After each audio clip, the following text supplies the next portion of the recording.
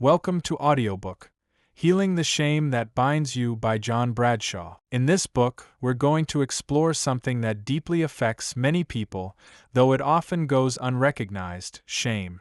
Not the healthy kind of shame that keeps us grounded and aware of our limits, but the harmful kind that quietly tells us we're not good enough. This is called toxic shame.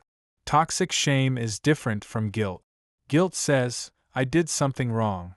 Shame says, there's something wrong with me. Over time, this kind of thinking doesn't just hurt. It shapes how we see ourselves, how we relate to others, and how we live our lives. It can keep us stuck in self-doubt, anxiety, addiction, and isolation, and most of the time, we don't even realize shame is at the root of it. Many of us carry this shame from early life. It might have come from criticism, emotional neglect, trauma, or simply being made to feel like our real feelings weren't acceptable. As children, we're very impressionable. We internalize those messages, and if they're negative, we start to believe that something is wrong with us. That belief grows silently in the background and can follow us for years. When shame becomes part of our identity, we develop what I call a false self. A version of ourselves that tries to earn approval, avoid judgment, or stay invisible. We might become overly responsible, overly driven, or overly accommodating. Or we might pull back and isolate. These coping strategies help us get by, but they come at a cost. They keep us disconnected from who we really are. This book is about understanding that shame, recognizing how it's shaped your life, and learning how to heal from it. It's not about blame or dwelling on the past. It's about reclaiming your sense of worth. Through the chapters ahead, we'll explore where toxic shame comes from, how it operates, and most importantly, how to begin shifting it. I'll share practical tools, real-life insights, and exercises you can use to start untangling the shame that's been holding you back. You'll learn how to reconnect with your true self, not the version that hides or tries to be perfect, but the one that's already enough. Healing shame doesn't happen overnight. It's a gradual process of awareness, self-compassion, and growth. But once you begin, life changes. Relationships deepen, confidence grows, and a quiet sense of freedom takes its place. If you've ever felt like you had to hide your true self or carry burdens that weren't yours to begin with, you're not alone.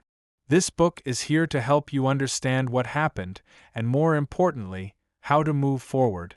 Let's begin this journey together with honesty, compassion, and hope.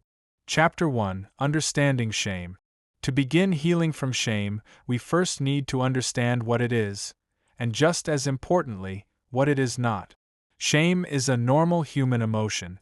In its healthy form, it helps us recognize our limits, develop empathy, and live in harmony with others. It's the quiet internal signal that says, I've made a mistake, or I need to do better. This kind of shame is useful. It keeps us grounded. It reminds us that we're human. But when shame becomes overwhelming, when it stops being about what we do and starts becoming about who we are, it turns toxic.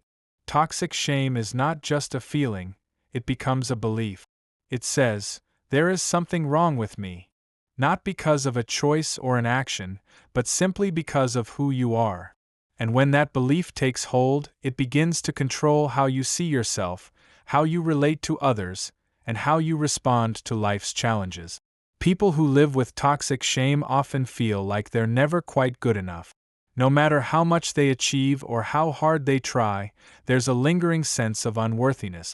They may look successful on the outside, but on the inside, they feel flawed, broken, or empty. And because shame thrives in secrecy, they often go to great lengths to hide these feelings, even from themselves. This internalized shame doesn't usually come out of nowhere. For many, it starts early in life, in environments where their natural feelings or needs were criticized, ignored, or shamed. Children are especially vulnerable to this because they don't yet have the tools to question authority or separate their behavior from their identity. If a child is repeatedly told they're bad, wrong, or a disappointment, explicitly or implicitly, they begin to believe it. That belief settles in deeply and becomes the lens through which they see the world. Over time, people affected by shame develop coping strategies to manage the pain. They may become overachievers, constantly striving to prove their worth. Others may withdraw, avoid intimacy, or become addicted to work, substances, or control. These are not signs of weakness, they're survival tactics. They're the mind and body's way of protecting against the discomfort of feeling deeply flawed. But here's the good news: shame can be understood, and it can be healed. The first step is bringing it into the open. Toxic shame feeds on silence, secrecy, and judgment. When we start to name it, examine it, and talk about it, we begin to loosen its grip. That's what this chapter, and this entire book, is about. In the pages ahead, we'll look at how shame forms, what sustains it, and how we unknowingly pass it on to others. We'll explore how shame shows up in your life, in your thoughts, your relationships, your habits, and how you can begin to shift those patterns. Healing shame is not about blame. It's about understanding. It's about separating yourself from the false beliefs you've been carrying, sometimes for decades. And it's about learning to reconnect with your sense of worth, your inner dignity, and your ability to live a full, authentic life. This journey starts with awareness. If you've recognized some of your own experiences in this chapter, you're already on your way. Keep going. The road ahead is not always easy, but it is deeply worth it. Chapter 2: The Source of Toxic Shame. In this chapter, we explore where toxic shame comes from. To heal it, we have to understand its origin, not just in theory but in real human experience. For most people, toxic shame doesn't begin in adulthood. It starts much earlier, often in childhood, in environments where emotional safety, acceptance, or guidance were missing. Children are naturally sensitive and dependent. They rely on their caregivers for love, structure, and reflection of their worth. When that connection is healthy, children grow up with a basic sense that they are okay, that their feelings, needs, and selves are valid. But when that connection is broken or distorted, whether through neglect, constant criticism, abuse, addiction in the family, or even well-meaning but emotionally distant parenting, shame can take root. Children are not able to separate what happens to them from who they are. If a parent is angry all the time, a child often assumes, "I must be bad." If love is withheld, the child thinks, "I'm not lovable." If they're constantly compared, belittled, or punished without explanation, they learn that being themselves is not safe. Over time, these experiences create the false belief that there's something inherently wrong with them. That belief becomes internalized, and that's how toxic shame is born. The problem is, this shame doesn't go away when we grow up. It becomes part of our inner voice. That voice might say, "Don't speak up, you'll embarrass yourself," or "You don't deserve love unless you earn it," or "You always mess things up." These messages play in the background, shaping our behavior, limiting our confidence, and influencing our relationships, often without us realizing it. Toxic shame is also passed down through generations. Parents who were shamed as children may, without meaning to, pass that same shame to their own kids. They might be overly critical, emotionally unavailable, or uncomfortable with vulnerability, because no one taught them a different way. This is how shame becomes a cycle. But once we recognize that cycle, we can break it. Another way toxic shame forms is through traumatic experiences, especially those that involve violation or abandonment. This could be emotional trauma, physical abuse, sexual abuse, or even chronic emotional invalidation. In these cases, the pain is so overwhelming that the person blames themselves, thinking it must be their fault. Shame takes root not just as an emotion, but as a defense mechanism. It's the brain's way of trying to make sense of something senseless. What's important to understand is this: shame is never the fault of the person carrying it. It is something that was learned, absorbed from experiences, environments, and people who were often struggling with their own unhealed pain. The shame was never truly yours to begin with. It was imposed. But once it's inside, it can feel like a part of you. That's why healing starts with separating yourself from it. Bradshaw emphasizes that facing this isn't about blaming parents or reliving trauma unnecessarily. It's about gaining clarity. You can't change what you don't understand. And when you start to see where your toxic shame came from, how it was formed, and why it stayed, it begins to lose its power. As you move through this book, you'll start identifying the specific messages you picked up in childhood. You'll recognize the rules you unconsciously live by, rules like don't be too emotional, never show weakness, or keep everyone happy. These rules were born out of shame and they no longer serve you. Once you see them clearly, you can start replacing them with truths that are actually yours. This chapter reminds us, shame is not who you are. It's something you learned. And what was learned can be unlearned with care, support, and the right tools. Chapter 3: How Toxic Shame Becomes the Core of Our Identity. Now that we've explored where toxic shame comes from, this chapter looks at what happens when it becomes more than just a feeling. It becomes part of our identity. This is when shame moves from being something we feel to something we are. It begins to shape not just how we act, but how we see ourselves at the deepest level. When toxic shame is internalized early and never addressed, it creates a kind of false self, a mask we wear to protect the wounded parts inside. This false self is built around survival. It's who we think we need to be in order to be accepted, loved, or simply to avoid being rejected. But it's not our true self. It's a version of us shaped by fear, criticism, and the need to hide what we believe is unlovable. The false self might look like being overly responsible, never needing help, or always trying to keep others happy. It might be perfectionism, where nothing we do ever feels good enough, or a kind of emotional numbness where we don't feel much of anything. Some people build identities around being the helper, the achiever, or the loner, all roles designed to avoid being truly seen. What's happening underneath is that toxic shame is calling the shots. It tells us things like, you're not lovable as you are, or if people knew the real you, they'd leave. So we build these outer identities as a defense, and for a while they might even work. We get praise, success, or attention, but inside we still feel empty. That's the trap of toxic shame. It convinces us we have to become someone else to be okay.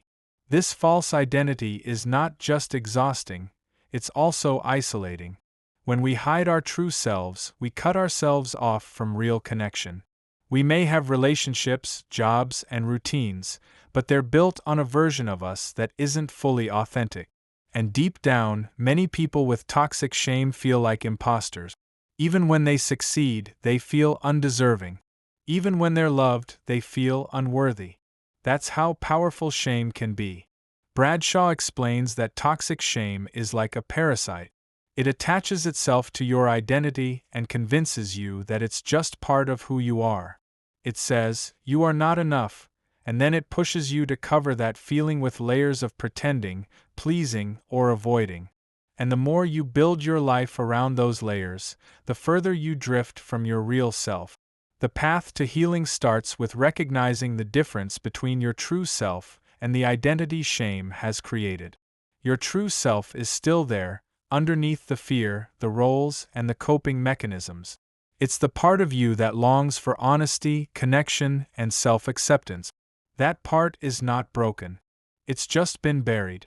Bradshaw encourages us to gently start peeling back the layers. Begin by noticing the voice of shame in your mind, those critical, limiting thoughts. Start asking where they came from. Who taught you to feel that way? Whose voice is it really? As you become more aware, you can start choosing different messages. You can begin rebuilding your identity on truth, not shame. This chapter is about hope. It's a reminder that your shame-based identity isn't fixed. You're not stuck with it forever. You can heal. You can reconnect with your real self. And as you do, you'll find that life feels more peaceful, more grounded, and more free. Chapter 4: The Voice of Shame. In this chapter, we get to know one of the most damaging effects of toxic shame, the inner critical voice. This is the voice that lives in our heads, often so deeply embedded that we don't even realize it's there. It's the voice that judges, belittles, and constantly reminds us that we're not good enough. It says things like, "You always mess things up," "You're too much," or "No one really likes you." And over time, it becomes our inner soundtrack. This voice wasn't born in us, it was learned. Most of us picked it up from our early environment. It might echo the way a parent or authority figure spoke to us, or it could reflect the overall emotional tone of our upbringing. If you grew up around harsh criticism, perfectionism, neglect, or emotional distance, that voice probably took root early. Even if no one said those exact words to you, the feeling of not being fully accepted or safe can teach you to turn against yourself. What makes this inner voice so powerful is that it often speaks in our own tone. It sounds like our own thoughts, so we believe it. We don't stop to question whether what it's saying is true, we just react. We might shrink, get angry, avoid trying, or overcompensate. And the more we listen, the more our behavior starts to match what the voice says. If it says you're a failure, you begin to doubt your abilities. If it says you're unlovable, you push people away or settle for unhealthy relationships. Bradshaw points out that this shame voice feeds on secrecy and silence. It thrives when we don't talk about it, when we keep our struggles to ourselves, and when we pretend everything's fine. That's why identifying this voice is one of the first major steps toward healing. Once you recognize it as something you learned, not something you are, you can begin to challenge it.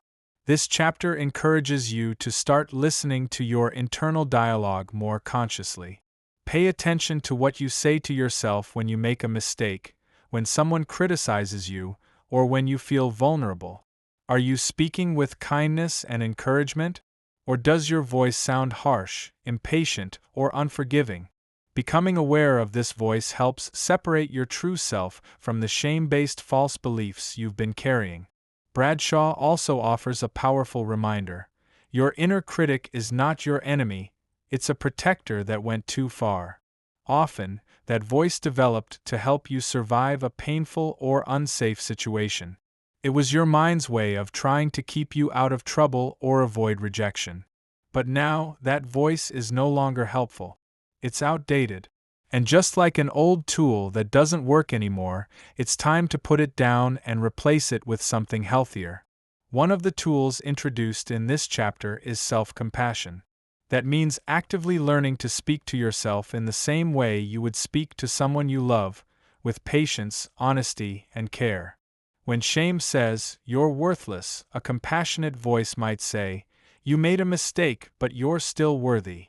It's not about ignoring problems or pretending everything is perfect.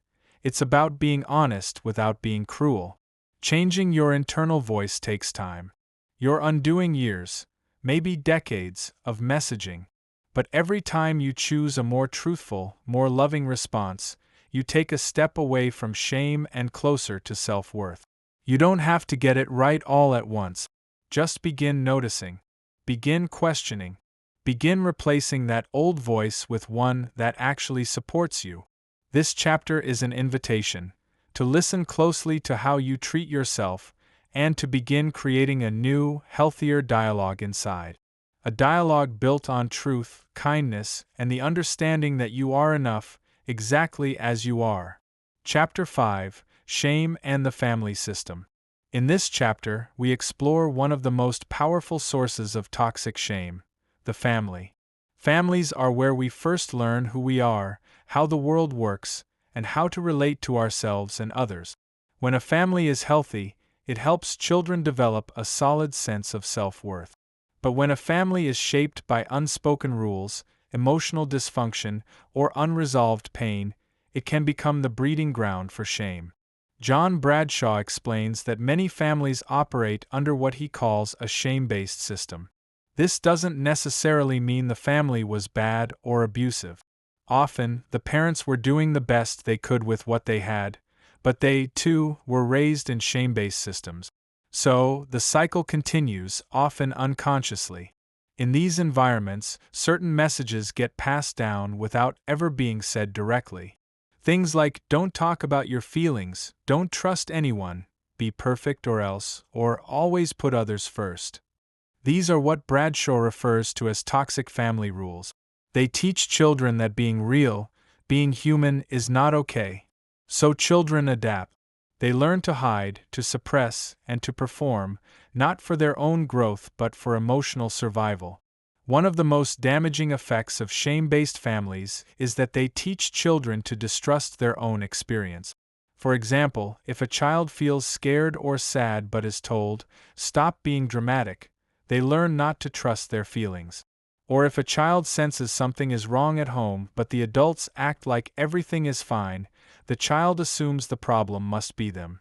This is how shame slips in. When the truth of what the child sees or feels is denied, they start to doubt their worth. The chapter explains how roles develop in shame-based families. Children often take on roles like the hero, the scapegoat, the lost child, or the caretaker. These roles help the family stay in balance emotionally, but they limit the child's freedom to be their true self. Over time, these roles become part of the person's identity, and the shame stays hidden underneath. Bradshaw also discusses how secrecy is a major feature of shame-bound families. Whether it's an addiction, abuse, financial trouble, or emotional neglect, families often work hard to keep things looking good from the outside. This creates a double life: what's really happening versus what everyone pretends is happening. Children in these families learn not to talk, not to feel, and not to trust. These lessons don't just affect childhood, they follow us into adulthood, shaping our relationships, careers, and sense of self. But there's hope. Bradshaw reminds us that awareness is the first step in healing. When you start to see how your family shaped your beliefs about yourself, you can begin to challenge what no longer serves you. You can start letting go of roles that were never yours to begin with. You can begin to see your experiences more clearly, and with compassion, not blame. It's important to know that healing doesn't mean turning against your family. It means honoring the truth of your experience. It means separating what happened from who you are. You are not the shame you were handed. You are not the emotional burden you were asked to carry. And you don't have to live your life under old family rules that were rooted in fear or pain. This chapter is an invitation to examine your family's story, not to judge it, but to understand it. Because when we understand, we gain the power to change. And when we change, we give future generations the gift of freedom from shame. Chapter 6: Shame-Based Beliefs and the Inner Judge. In this chapter, we take a deeper look at how shame, once it takes root, forms beliefs that shape our entire view of life, and how those beliefs are reinforced by something Bradshaw calls the inner judge. This judge is a voice in our minds that constantly evaluates, criticizes, and corrects us, not to help, but to keep us in a place of fear, doubt, and self-rejection. Toxic shame doesn't just make us feel bad in the moment. It forms a whole belief system about who we are and what we're worth. These beliefs might sound like: asterisk, I'm not lovable. Asterisk, if I fail, I'm a failure. Asterisk, I have to be perfect to be accepted. Asterisk, I don't deserve happiness. Once these beliefs are in place, we begin seeing ourselves, and the world, through their lens. They become automatic. We don't question them because we think they're true. And as we go through life, we unconsciously seek out experiences that confirm them. If you believe you're unlovable, you might enter relationships where love is withheld or chase people who don't see your worth. If you believe you're never good enough, you might overwork, overgive, or burn yourself out trying to prove otherwise. At the center of this belief system is the inner judge, that critical voice that constantly tells you what's wrong with you. It's harsh, unforgiving, and often relentless. It doesn't offer guidance, it delivers punishment. It says things like, "You should have known better," "You'll never change," or "Why do you even try?" This judge is not your conscience. It's not wisdom. It's shame speaking in disguise. Bradshaw explains that this inner judge usually mimics voices from our past: parents, teachers, religious figures, or society at large. Somewhere along the way, we internalized those voices. And now, without realizing it, we've handed the microphone to them inside our own mind. The result? A constant sense of guilt, pressure, and emotional fatigue. The chapter also shows how these shame-based beliefs and the inner judge become self-reinforcing. The more we believe them, the more we act in ways that support them. The more we act that way, the more proof the judge has to keep going. It becomes a loop, a cycle that keeps us stuck. So how do we begin to change it? First, Bradshaw encourages us to develop awareness. Start listening to your inner voice. Notice when the judge shows up and what it says. Write down the beliefs you hear most often. Then, gently ask yourself, is this true? Where did I learn this? Would I say this to someone I love? That's the beginning of breaking the cycle, by bringing these beliefs out into the open and challenging them with truth. Second, we begin practicing self-compassion. This doesn't mean making excuses or ignoring real issues. It means speaking to yourself with the same tone you would use for a dear friend who's struggling. Instead of judgment, offer understanding. Instead of criticism, offer support. The inner judge has had the mic for too long. It's time to build up a different voice, one that honors your humanity instead of shaming it. Finally, Bradshaw points out that healing takes time. These beliefs didn't form overnight, and they won't disappear all at once. But every time you catch a shame-based thought, pause and choose a kinder one, you're rewiring your inner world. You're creating space for a new identity, one that isn't rooted in shame, but in self-awareness, self-worth, and the truth of who you really are. This chapter is about reclaiming your mind. Shame may have shaped your beliefs, but it doesn't have to control your future. Chapter 7: The Compulsive Behaviors of Shame. In this chapter, John Bradshaw explains how toxic shame doesn't just sit quietly in the background, it pushes us to act in certain ways, often in the form of compulsive behaviors. These are habits or patterns we feel driven to repeat, even when we know they hurt us. They're not just bad habits, they're ways we try to manage the deep pain and fear that come from believing we're not good enough. Compulsive behavior is often misunderstood. It's not always dramatic or extreme. It could look like overworking, overpleasing, constant self-criticism, or trying to be perfect all the time. It might also show up in addictions: alcohol, drugs, food, sex, spending, gambling, or even chronic caretaking. These behaviors usually have one thing in common: they temporarily relieve shame, but in the long run, they make it worse. Bradshaw explains that shame creates a painful inner tension. We feel unworthy or flawed, but we can't face that pain directly, so we look for ways to escape it. Compulsions offer quick relief. They give us a sense of control or distraction. But afterward, the shame returns, often stronger than before, because now we also feel guilty or out of control. And so the cycle continues. He describes this as the shame-compulsion cycle. 1. Toxic shame makes us feel less than. 2.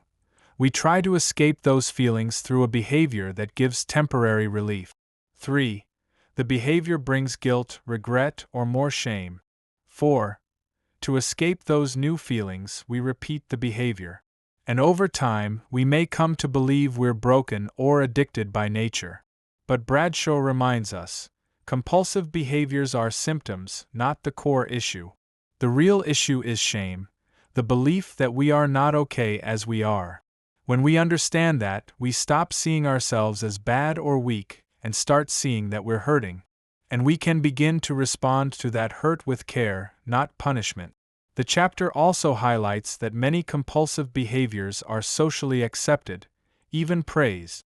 For example, someone who works constantly may be admired for their drive, even though they're using work to avoid feeling unworthy. A people-pleaser may be seen as nice or selfless, even though they're terrified of being rejected. That's why it's important to look honestly at why we do what we do, not just what it looks like on the surface. Bradshaw encourages us to begin noticing our own compulsive patterns, not with judgment but with curiosity.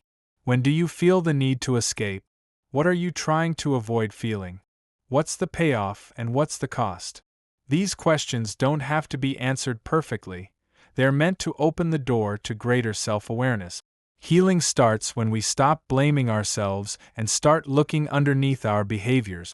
What we find is often a younger version of ourselves, wounded, overwhelmed, and just trying to cope. When we can meet that part of ourselves with compassion, the grip of compulsive behavior begins to loosen. This chapter is a gentle reminder that no one develops compulsions by choice.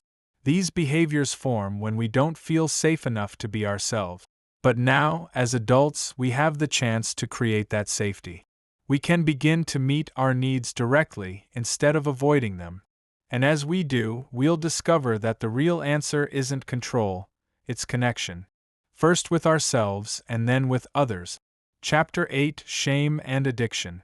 In this chapter, Bradshaw takes a closer look at the strong connection between toxic shame and addiction. He explains that addiction isn't just about substances or obvious dependencies, it's about any behavior we feel powerless to stop, especially when we're using it to cover up emotional pain. And at the core of most addictions is the deep, painful belief that we are not enough.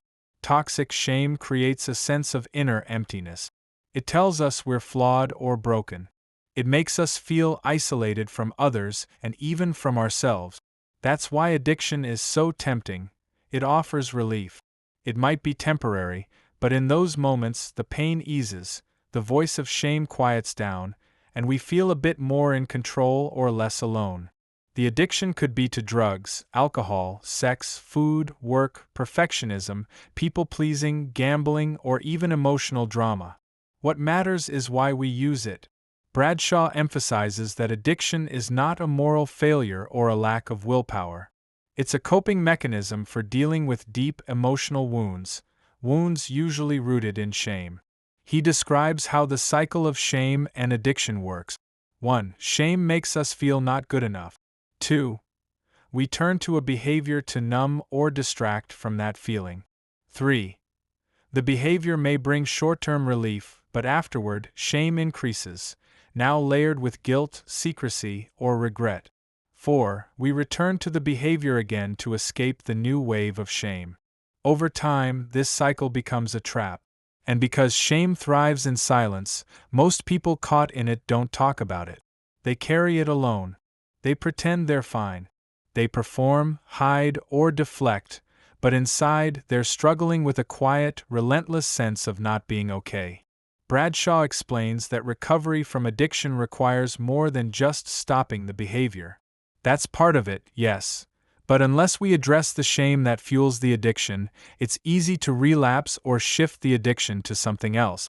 Real healing comes from changing the beliefs and emotional patterns underneath the behavior. That starts with bringing shame into the light, speaking it, naming it, sharing our experiences with safe, supportive people who don't judge us but instead understand what we've carried. Community is essential. Shame tells us to isolate, healing says, come back. You're not alone.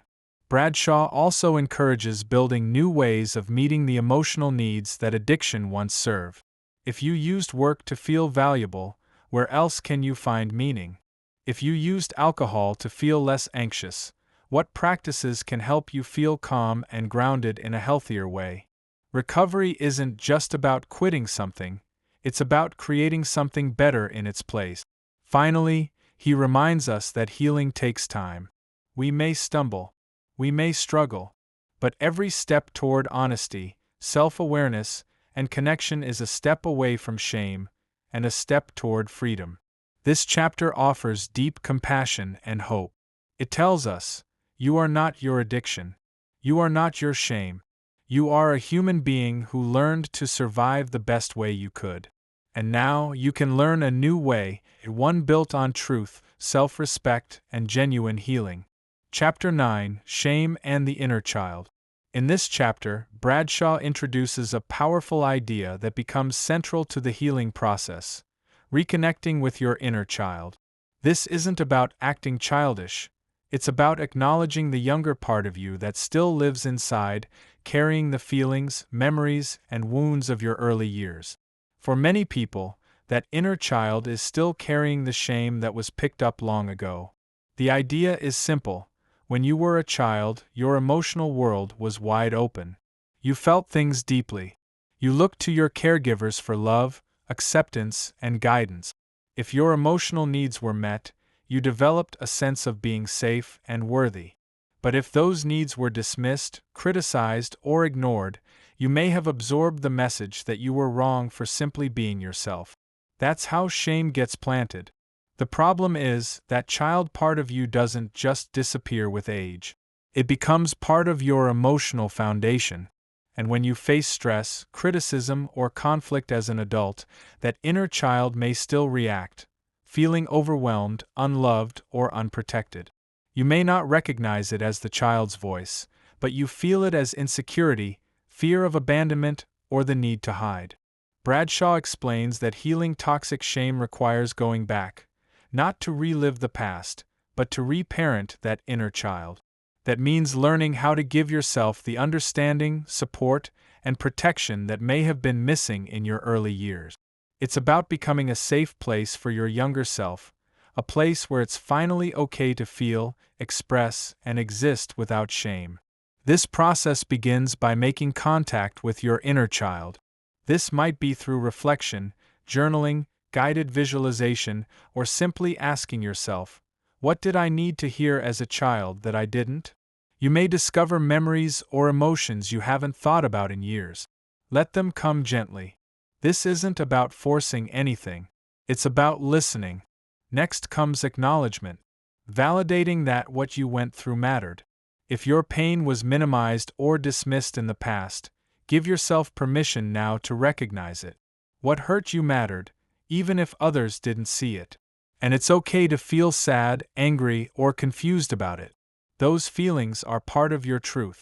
Then comes compassion. This is where the shift happens. Instead of judging that younger part of yourself for being emotional, sensitive, or scared, you begin to offer kindness. You speak to yourself the way a loving adult would speak to a hurting child. You let that child know you are not bad. You didn't deserve what happened. You are lovable, just as you are. Bradshaw reminds us that this isn't about staying stuck in the past. It's about setting yourself free from it. When we connect with our inner child, we give ourselves a second chance to heal what shame once damaged. We integrate the parts of ourselves we once felt we had to hide. And in doing so, we become more whole, more grounded, and more at peace. This chapter encourages a gentle, step-by-step approach. Reconnecting with your inner child may bring up strong emotions. That's okay. It's part of the healing process. What matters most is showing up for yourself with patience, honesty, and love. Because that inner child is still there, waiting to be seen, heard, and embraced, not with shame but with open arms.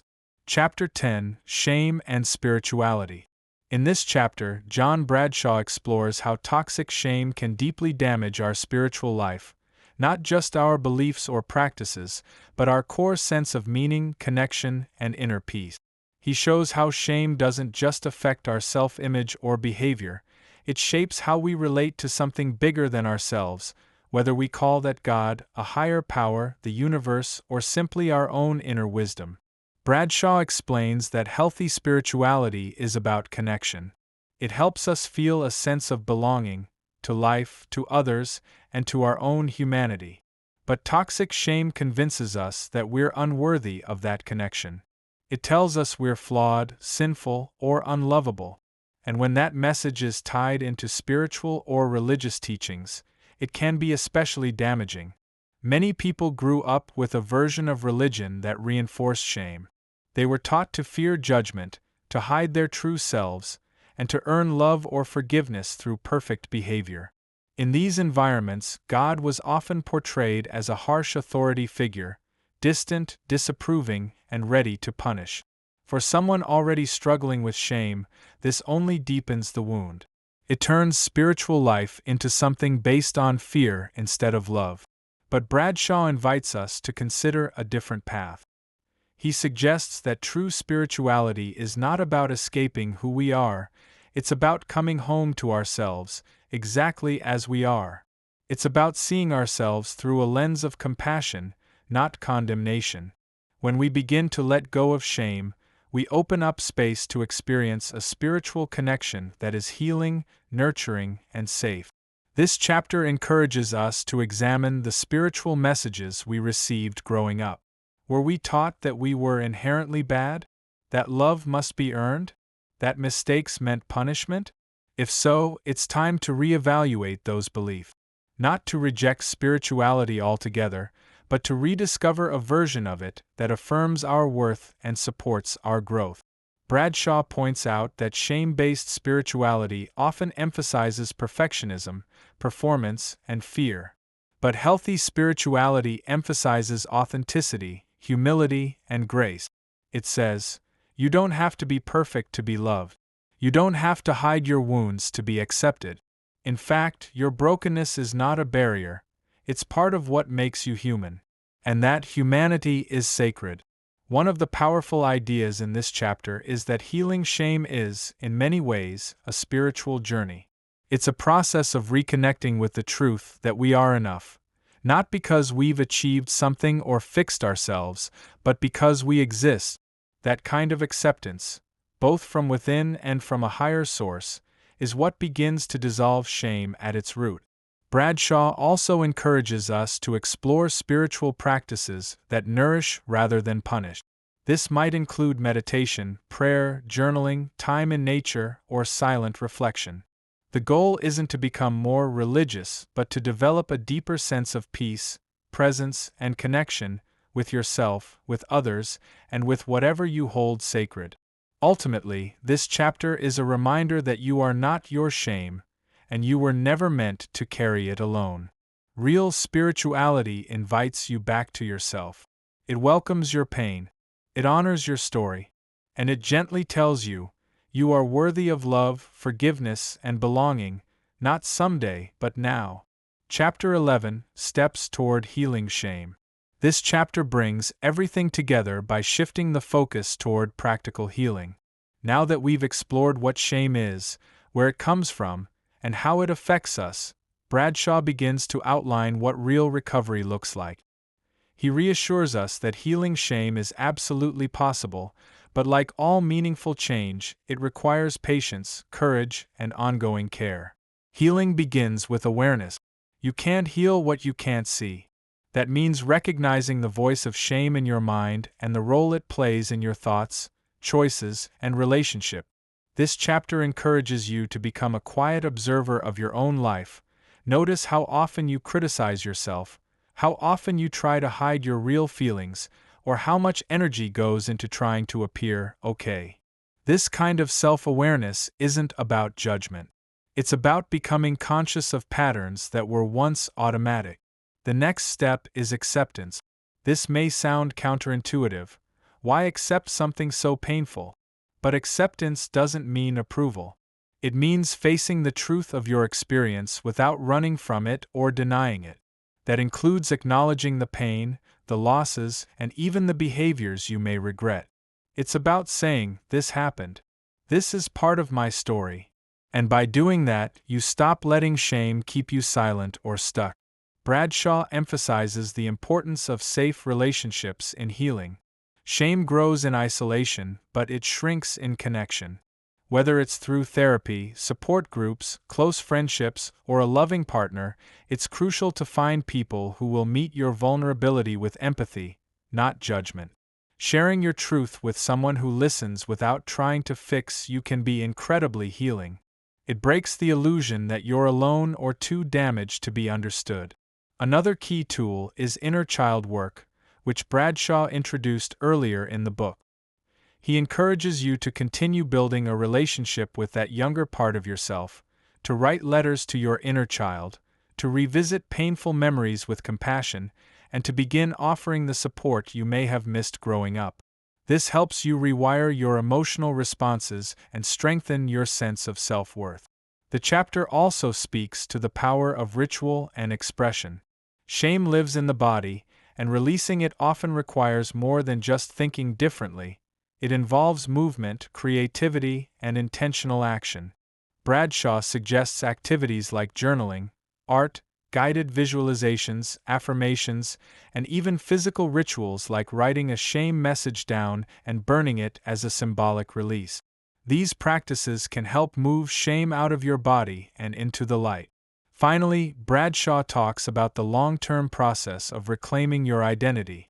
Toxic shame creates a false self that's shaped by fear, guilt, and performance. Healing means rediscovering your authentic self, the part of you that exists beneath all the coping mechanisms. That self is not broken. It's been buried, but it's still there, waiting to be seen, heard, and lived out fully. This chapter doesn't offer a one-size-fits-all solution. Instead, it provides a path, a way forward. It reminds us that healing doesn't mean forgetting the past. It means learning how to carry it differently, with compassion and clarity. And most importantly, it means no longer letting shame define who you are.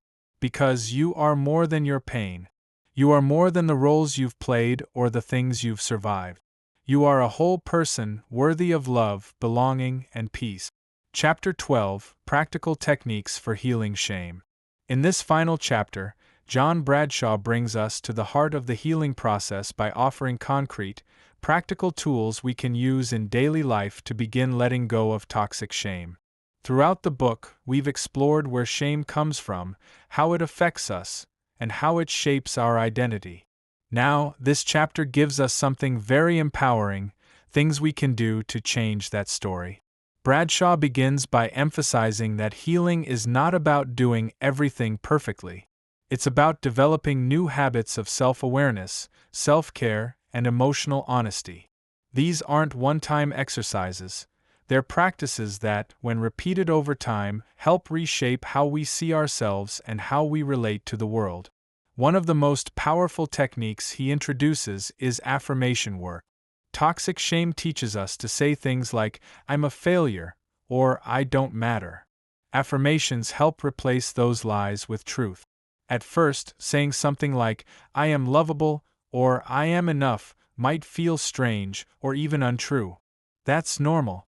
But the more consistently you say these words, especially when paired with intentional self-reflection, the more they begin to take root and challenge the old shame narrative. Another essential tool is journaling. Writing allows you to externalize your thoughts and feelings so you can see them more clearly. Bradshaw suggests starting with prompts like, "What are the things I've always believed about myself? When did I first start feeling ashamed? What do I wish someone had said to me when I was hurting?" You don't need to write perfectly or even share it with anyone. The goal is to be honest and consistent. Journaling helps bring unconscious beliefs into conscious awareness, where you can begin to change them. Bradshaw also encourages the use of guided imagery and visualization, especially in inner child work. Picture yourself as a child at a moment when you felt shame or fear. Now imagine your adult self stepping in to comfort that child, offering safety, love, and reassurance. This may seem simple, but it's incredibly powerful. It helps rewrite emotional memories with compassion instead of judgment. Another practical step is to develop emotional literacy, learning how to identify, name, and express your feelings in a healthy way. Many people raised in shame-based environments never learned how to talk about emotions without fear or guilt. Practice by checking in with yourself regularly. What am I feeling right now? What do I need? Over time, this builds emotional strength and helps you break free from the automatic shame responses you may have carried for years. Bradshaw also recommends setting boundaries as a form of self-respect. Shame often teaches us to let others define us or to overextend ourselves to earn approval. But learning to say no, to ask for space, or to speak your truth kindly is essential for healing. Every time you honor your limits, you're sending a message to yourself: I am worthy of respect. Finally, Bradshaw reminds us that healing is not something we do alone. Seek out support, whether through therapy, support groups, trusted friends, or spiritual guidance. We were wounded in relationship, and much of our healing happens there too. Surround yourself with people who support your growth, not your shame. This chapter closes by affirming that shame may have shaped your past, but it doesn't have to define your future. With small, consistent actions, done with honesty and care, you can begin to rewrite the story of your life. You can reconnect with your true self, and you can step into a future where you are no longer bound by shame, but led by self-respect, peace, and authenticity.